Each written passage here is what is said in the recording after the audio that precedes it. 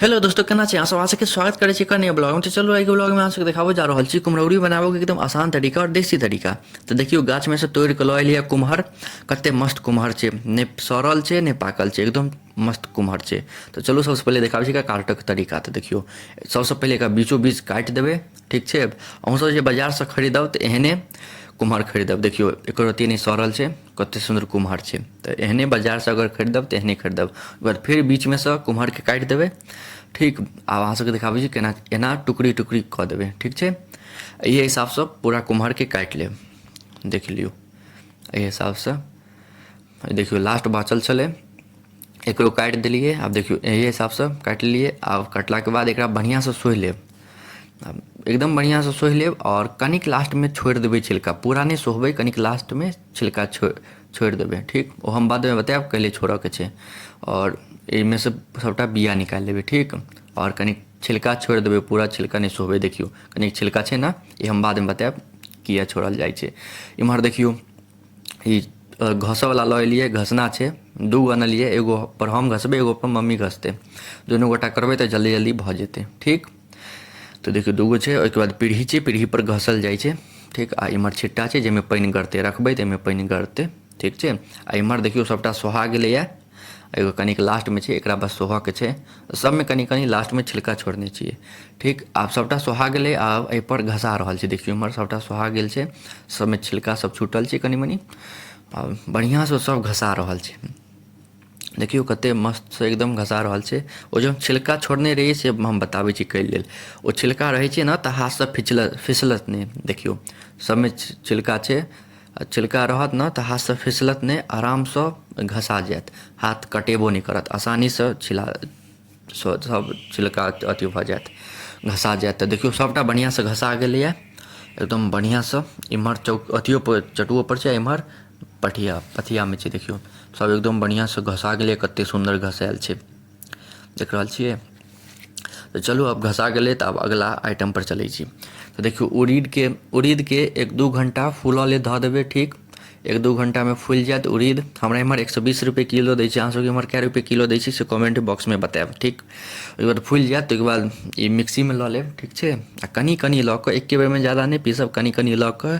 आ देखियौ एहि हिसाबसँ एकदम पातरके नहि, एकदम पातर नहि पीसऽके छै, कनिक मोटगरे पीसऽके छै, ठीक।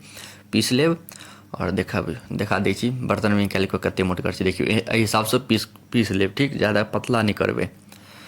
तऽ उड़ीदके फुला कऽ एकदम बढ़िआँसँ पीस लेबै, ठीक। तऽ देखियौ सबटा पिसा गेलै, ई लास्ट छलै, इहो पिसा गेलैए, ठीक छै। इम्हर देखियौ जीर लऽ लेब, जीरके डब्बा लऽ आएब, ठीक छै। एहि हींगके डब्बा छै, ठीक छै। ई दुनू लऽ कऽ राखि लेब, ठीक छै। ओहिके बाद आब हींगके पानिमे फूलऽ लेल धऽ देबै सबसँ पहिले, ठीक छै। देखियौ हींगके पानिमे फूलऽ लेल 10 मिनट कमसँ कम धऽ देबै, ठीक। देखियौ हींगके फूलऽ लेल धऽ देलियै, ठीक। आब एहिके बाद की करब, ओहि उड़ीद जतेक भी अथी केने रहियै, पीसने रहियै, सबमे ओ जे घसने रहियै कुम्हर, तकरा धऽ देलियै। ओहिके बाद एहिमे जीर धऽ देलियै, ठीक छै। ओहिके बाद फेर जे लास्टमे कनिक उड़ीद पीसने रहियै ओहो धऽ देलियै, ठीक। सबके नहीं बढ़िआँसँ एक बर्तनमे धऽ लेब, आओर सबके बढ़िआँसँ फेँटऽके छै, मतलब मिलाबऽके छै। तऽ आब चलू अहाँ सबके देखाबै छी सबसँ मेन काज फेँटनाइ, मतलब मिलेनाइ। तऽ देखियौ मिलेनाइ, ई एखन मिलेनाइ भऽ रहल छै। आब फेँटनाइ अहाँ सबके देखाबै छी, एकदम बढ़िआँसँ फेँटऽके छै। 15-20 मिनट, 10 मिनट, 15 मिनट, 20 मिनट फेँटऽके छै। आब हम देखा देब जे कखन फेँटनाइ बन्द करऽके छै, जे अहाँ सबके पता चलि जायत। ओ हम टेक्निक बता देब। देखियौ एकदम बढ़िआँसँ फेँटब। आ सबसँ मेन जरूरी बात, जे रौदा उगल रहत एकदम बढ़िआँ करगर, तहने एकरा खोँटब। आओर जखन पछबा हवा बहैत रहत तहने खोँटब, नहि तऽ ओना खराब भऽ जायत। सबसँ मेन जरूरी बात ई छै एकर, जे पछबा हवा बहत तहने खोँटबै। आब देखियौ ओहिमे जे अथी हींग पानिमे फूलऽ लेल धोने रहियै, आब ओकरा एहिमे धऽ देलियै, ठीक छै सेहो। एहिके बाद फेर बढ़िआँसँ फेँटबै, ठीक। आओर पछबा हवा चलत तहने एकरा खोँटब। आओर अथी की कहै छै, कड़क रौदा उगल रहत तहने एकरा ई कुम्हरौरी बनायब, ठीक छै ने। ओना नहि, रौदा नहि रहत, पूरबा हवा चलैत रहत तऽ खराब भऽ जायत अहाँके कुम्हरौरी, ठीक छै। आब देखियौ बढ़िआँसँ फेँटा गेल छै। आब अहाँ सबके टेक्निक देखाबै छी जे बढ़िआँसँ फेँटेलै कि नहि। देखियौ पानिमे देबै तऽ ऊपर तैरतै, देखियौ एकदम बढ़िया से फेटा गेल छै, कते सुंदर। अगर नहीं फेटायल रहितै बढ़िया से, गड़बड़ रहितै तो नीचा डूबि जैतै। देख रहल छियै एकदम बढ़िया से ऊपर तैर रहल छै। तऽ आब रौदामे आबि गेल छियै, आब कनिक फेट लेलियै। आब अहाँ सबके देखाबै छी कुम्हरौरी पारऽके टेक्निक। रौदामे बैस रहब ठीक, ओहिके बाद ई बर्तन लऽ लेब, पथिया हुए सूप हुए, तो ओहिके उल्टा कऽ देबै, ओहिपर कोनो कपड़ा धऽ देबै, सूती कपड़ा, आ ओहिपर एहि हिसाबसँ देख लियौ एना कऽ कऽ कुम्हरौरीके डिजाइन दऽ देबै ठीक। देखियौ कतेक सुन्दर, कतेक उज्जर छै, एक नम्बर। आब पूरा कुम्हरौरी खोटा जेतै तऽ देखाबै छी। तऽ देखियौ कनिक बचलैए, आब एहिपर सभटा भऽ जेतै, लास्टे छै। कए गो बनि गेलैए तऽ चलू आब अहाँ सबके हम देखाबै छी पूरा भेलाके बाद। देखियौ पूरा कुम्हरौरी बनि गेलैए, सबपर दऽ देलियै, सबके रौदामे धऽ देलियै सूखऽ लेल।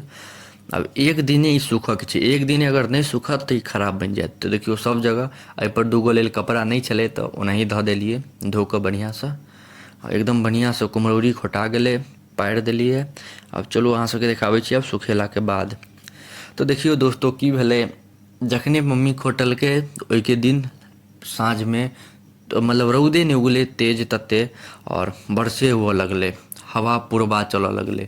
एते बेकार मौसम भऽ गेलै की बताउ। देखियौ सब पियर भऽ गेलै, सब खराब भऽ गेलै। तऽ अहाँ सबके फेर हम देखायब, बढ़िआँसँ बनायब से हम फेरसँ देखायब। देखियौ केहन मौसम छै, एखन तक रौदा नहीं उगल छै, एकदम मौसमे बेकार भऽ गेलै। रौदे नहीं उगि रहल छै, पुरबा चलै छै, मौसमे अजब गजब भऽ गेल छै। तो बढ़िआँसँ हम जे बनायब ओकरो हम वीडियोमे बना कऽ डालब, तऽ अहाँ सब सब्सक्राइब कऽ कऽ राखू। अहाँ सबके एतेक देर तक देखऽ के लिए धन्यवाद। नीक लागै तऽ लाइक कमेंट शेयर